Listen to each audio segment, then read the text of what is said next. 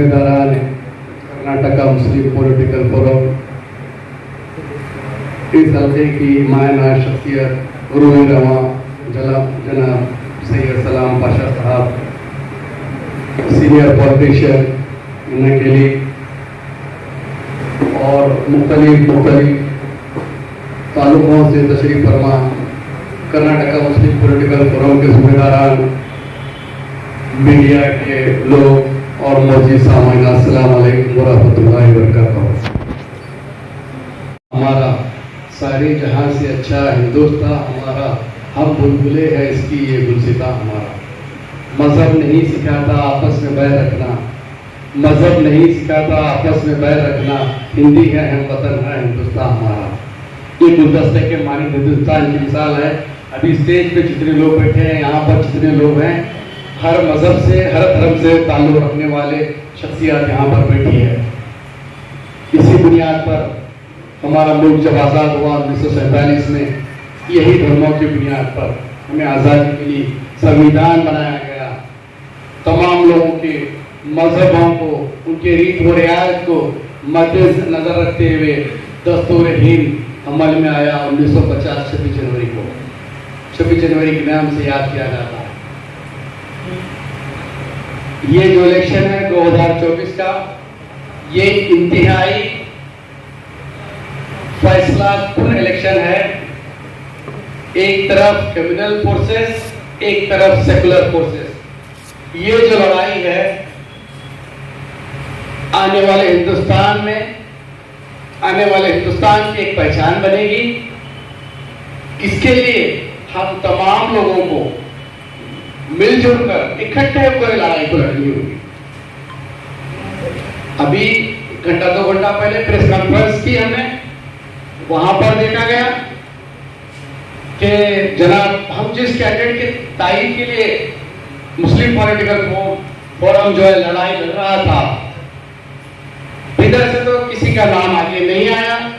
कोई भी इधर से मुस्लिम नुमाइंदगी के लिए कोई भी बढ़ चढ़कर मैं दावेदार हूं बोल के कोई मजबूत नहीं ठहरा। सिर्फ अयाज खान साहब, मैं इलेक्शन लड़ूंगा, हार जीत का फैसला अल्लाह की जात देने वाली है, ये नाम सामने आया। इनको लब्बाइक कहते हुए हमने इनकी तायीद का ऐलान करने के लिए यहां पर आए। है क्या, ठेकेदार है क्या, गुलबर्गे वाले इधर का क्यों सोच रहे हैं? बहैसियत एक जिम्मेदार नागरिक, बहैसियत एक जिम्मेदार हिंदुस्तानी शहरी, क्या हम तमाम की जिम्मेदारी नहीं है? क्या हमारे गुलबर्गा डिस्ट्रिक्ट के 2 तालुके इधर कॉन्स्टिट्यूंसी को नहीं आते हैं? अगर हम ये सोच रहे हैं तो तकलीफ क्या हो रही है? गुलबर्गा रिजर्व हो गया। गुलबर्गा कई सालों के बाद पहली दफा रिजर्व कॉन्स्टिट्यूंसी डिक्लेयर की गई। 50 साल तक बिदर आपका रिजर्व था। रामचंद्रप्पा वीरप्पा साहब 4 मरतबा या 5 मरतबा के एमपी रहे, रिजर्व थे। उसके बाद जनरल की गई। उसके बाद हमारे रियासत कर्नाटक के एग्जीक्यूटिव नेता श्रीमान धर्म सिंह साहब यहाँ की नुमाइंदगी की। फिर दूसरे इलेक्शन में उनको हार हुई। क्यों जीता उनको? उन्होंने भी गुलबर्गे वाले थे ना। हम तो ये दावा नहीं करें गुलबर्गे वालों को दो टिकट, सिर्फ बिदर वालों को, बिदर की कॉन्स्टिट्यूंसी से बिदर वालों को दो, ये हमारा मुतालिबा था।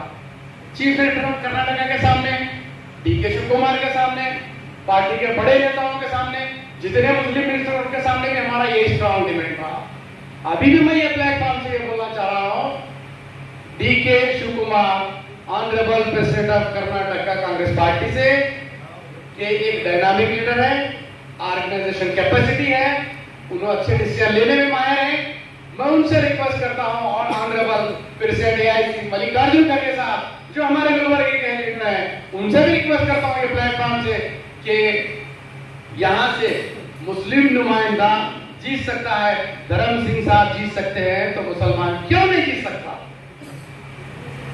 रही आबादी की बात, कुछ लोगों का ख्याल है 3 लाख 4 लाख 5 लाख, ये हम धर्म सिंह साहब के इलेक्शन में, मैं भी इधर पे कैंपेनिंग पे आता था, मैं जब भी देखा था, जब भी आवाज आती थी 3.5 लाख 4 लाख, मैं समझता हूँ मेरे क्या आपको इधर से मुराद सिर्फ इधर नहीं, पूरे हल्का कॉन्स्टिट्यूंसी के।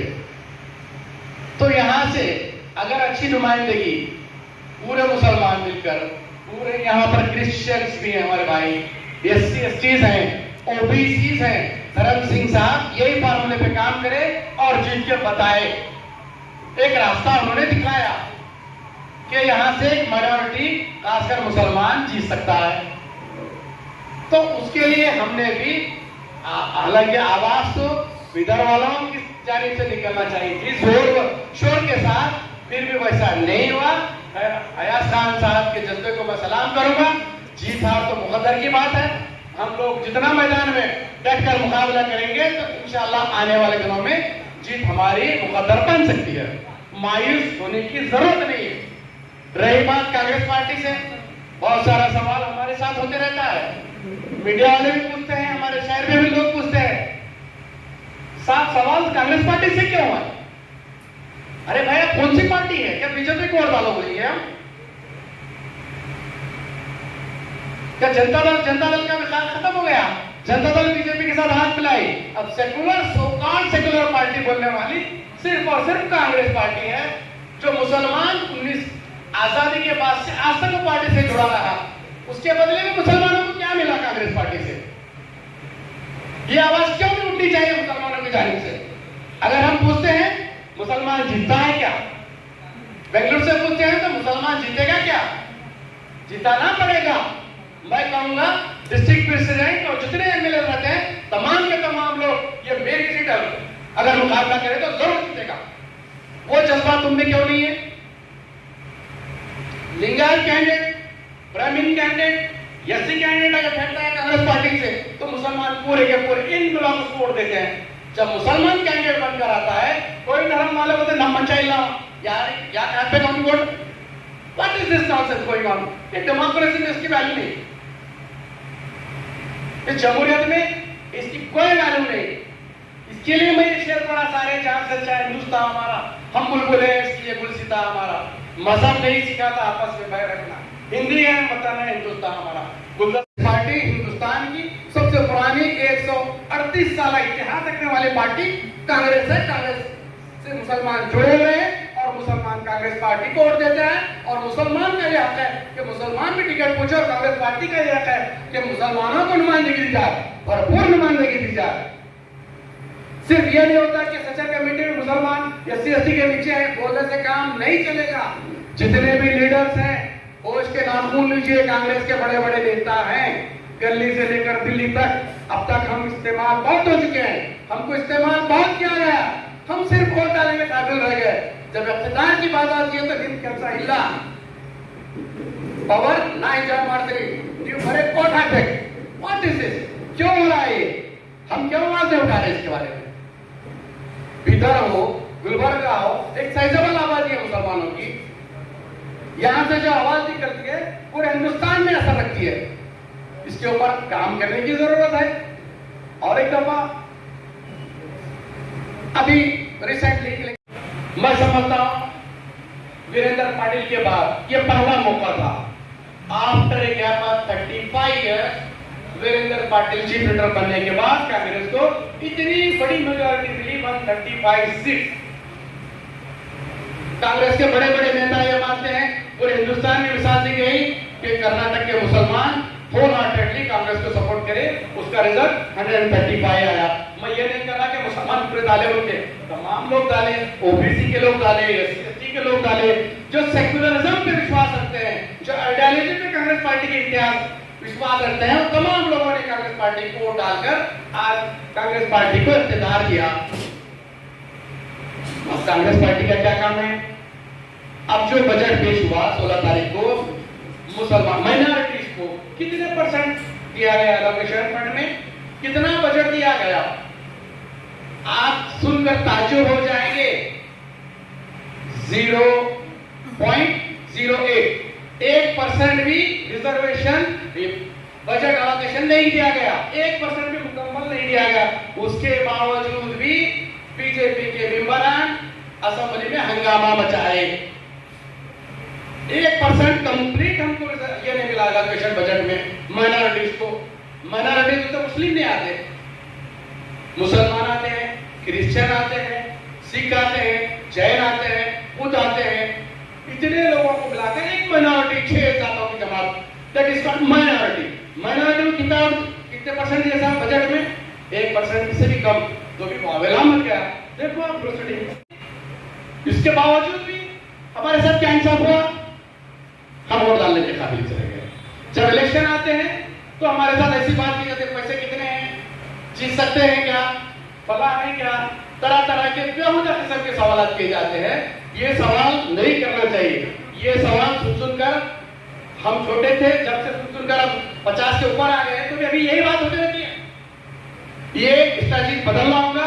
कांग्रेस पार्टी तमाम धर्मों को लेकर चलने वाली, कांग्रेस पार्टी सेकुलरिज्म के अलंबरदार बनने वाली, कांग्रेस पार्टी की आइडियोलॉजीज है, पॉलिसीज है, प्रोग्राम्स है, तमाम धर्मों को लेकर चलने वाली इंडियन नेशनल कांग्रेस पार्टी, इसका एक इतिहास है। यहाँ सबका विकास नरेंद्र मोदी कहते हैं, कितने लोग उनके पास मुसलमानों को नुमाइंदगी की, बोलिए आप। तो हम किसके पास खटखटाना दरवाजा, मेहनत इनकी करना, मजदूरी इनके पास से लेना क्या? फैसला आप लोग करो, फैसला आपके हाथ में। मैं अयाज खान साहब को 20 साल से जानता हूँ। मैं अयाज खान साहब की मूवमेंट में मालूम ही नहीं, अयाज खान साहब इलेक्शन लड़ रहे हैं, वो है, उनको दावेदार है, बस है। मन्नान साहब को पिछला 1 महीना पहले देखिए, हम ना तो के रवादार हैं किसी किस्म में। अयाज खान साहब के शायद मेरे को जानते होंगे, हम भी बेंगलुरु में मीटिंग करे तो आते थे, माइनॉरिटी में उन्होंने भी आते थे। इतनी मुलाकात है, ना हम किसी किस्म के उनके रवादार हैं, ना कोई अंदर है, पॉलिटिकल फोरम है। ये ऑर्गेनाइजेशन से लोगों में बेदारी लाना है। अच्छा आप बोलेंगे, अभी कोई शो कर रहे थे, 2 मरतबा हमारे एमपी है साहब, नेपाल में सरडी है साहब, क्या किसी ने देखा था खबरुस्लाम जैसा आदमी मेंबर ऑफ पार्लियामेंट बनकर दिल्ली जाएगा 96 में? क्या किसी ने सोचा था इरफान अहमद सरडी 99 में 2 दफा इलेक्शन जीते, 99 और 2004 का? कौन लोग पहचानते थे? उन्होंने के कारपोरेटर भी नहीं थे। जब मौका मिलेगा, मैदान में आएंगे, अपनी एबिलिटी साबित करना होगा, तो जब मालूम हो गया कि काबिल कौन है, ना काबिल कौन है। उससे पहले सवाल किया जा रहा है, वोट कौन डालेंगे? अरे मेरे भाई, पहले मुकाबला तो करने दो, वोट का सवाल तो बाद में, पहले कैंडिडेट तो बनाओ, नुमाइंदा तो मुंतखब करो उनको, उसके बाद में सोचेंगे। ये ऐसे बेवजह किस्म के सवाल आते रहते हैं। बात तो कर, अपना अपना ख्याल है, ये आजादी है हर एक को, ये आजाद मुल्क है, तमाम लोग बोलना भी है, दुरुस्त है, बोल रहे हैं, एक लेवल तक बोले तो ठीक है। घर को आग लगी, घर के चिराग से मिसाल मौजूद है, तो वैसी नौबत ना है, अल्लाह ना करे। अब अयाज खान साहब एक ही यहाँ से खुल्लम खुल्ला उन्होंने दावा पेश किया है। हमारी ये जिम्मेदारी बनती है, बाइसे थे मुसलमान, बाइसे थे जिम्मेदारी शहरी, बाइसे थे हम गुलबर्गे वाले, हमारी सीट तो रिजर्व है, कम से कम इधर की एक सीट को तो हम बचा लेंगे एक मुसलमान के तौर पर। हमारी यही ख्वाहिश है इंशाअल्लाह। इसी जिम्मत में हम लोग, हम हमारे पूरे काम दिलाए थे, यहाँ पर आके बोल रहे हैं हम आप लोगों को इंशाअल्लाह। अगर अयाज खान साहब जिस अंदाज से सामने मैदान में अपनी फेंके हैं हैट, इंशाअल्लाह देखेंगे कांग्रेस पार्टी अगर उनको मौका देती है तो हम लोग भी 2 गुलबर्गा डिस्ट्रिक्ट के 2 तालुके आते हैं, चिंचोली वाले यहाँ पर हैं, अलंद वाले यहाँ पर मौजूद हैं, ये लोग भी हमारे वोटर्स हैं, 1 लाख 1.5 लाख 2 लाख की आबादी हमारी भी है। इंशाअल्लाह जो हो सकता है हम भी करेंगे कोशिश। पहले लड़ाई तो टिकट के लिए है कांग्रेस पार्टी से। और मैं हर एक दफा मेरी बात खत्म करने से पहले डीके शिव कुमार साहब, प्रेसिडेंट मल्लिकार्जुन खड़गे साहब, माइनॉरिटी मिनिस्टर जितने भी हैं हमारे कांग्रेस पार्टी में, गवर्नमेंट में, और जितने भी लोग बड़े बड़े ओहदों पर, उनसे रिक्वेस्ट करूंगा ये प्लेटफॉर्म से कि बिदर से जनरल सीट है, अयाज खान साहब ओपन आए हैं, किसी का क्लेम नहीं आया है, इनको टिकट दी जाए, ये हमारी गुजारिश है। और एक डिमांड है, मैं गुजारिश नहीं कहूंगा, डिमांड कहूंगा। डिमांड इसलिए, गुजारिश क्यों कर रहे हैं? हमारा हक है, हम हकदार हैं। हम पावर में बिठाना है तो पावर से निकालना भी जानते हैं, तख्ते में बिठाना तो तख्ते निकालना भी जानते हैं। ये कुव्वत रखते हैं हम लोग, इस्तेमाल नहीं कर रहे हैं, अलग बात है। अगर हम उसका इस्तेमाल करेंगे तो होश के नाखून लेना होगा, कोई भी सियासी पार्टी हो तो। और हमारा जो मुतालबा, हमारा जो हक है, सिर्फ और सिर्फ कांग्रेस पार्टी से है, क्योंकि कांग्रेस पार्टी को होला के लिए हमने सपोर्ट किया है। तो कांग्रेस पार्टी से डिमांड करेंगे हम, जितने भी बड़े रहनुमा है हमारे कांग्रेस पार्टी के, जो 2-3 जो भी सीट का मुतालबा किया गया है, बिदर, मैंगलोर, हावेरी, ये कम से कम 3 सीट को तो मुसलमानों को नुमाइंदगी के लिए भेजा जाए। अब आप लोगों ने क्या पुल बन गया है आपका, आप डिमांड करो, खामोश बैठे तो कोई आने वाला नहीं, कोई आपकी आवाज सुनने वाला भी नहीं, आपको सिर्फ खामोश बैठाने वाले ही मिलेंगे। डिमांड करते रहना आखिरी तक, जब तक हमारे मुताले पूरे नहीं होंगे ये डिमांड ये कंटिन्यू रहेगा इंशाअल्लाह ताला। बहुत ही मैं मशकूर ममनून हूँ आप तमाम लोगों का इस नाचीज़ को सुना और कुछ कहने का मौका दिया। फिर इंशाअल्लाह अगर अल्लाह ताला वक्त लाया फिर हम आएंगे इधर को इंशाअल्लाह तफसीली बयान आपके सामने रखूंगा। कांग्रेस पार्टी की हिस्ट्री, बिदर की हिस्ट्री, गुलबर्गा की हिस्ट्री, हिंदुस्तान की हिस्ट्री के बारे में इंशाअल्लाह मैं बताऊंगा आप लोगों को। और मैं ज्यादा वक्त ना लेते हुए एक शेर के साथ मेरी बात खत्म करूंगा। हयात लेके चलो, हयात लेके चलो, कायनात लेके चलो, चले तो सारे जमाने को साथ लेके चलो। शुक्रिया। जय हिंद, जय कर्नाटक।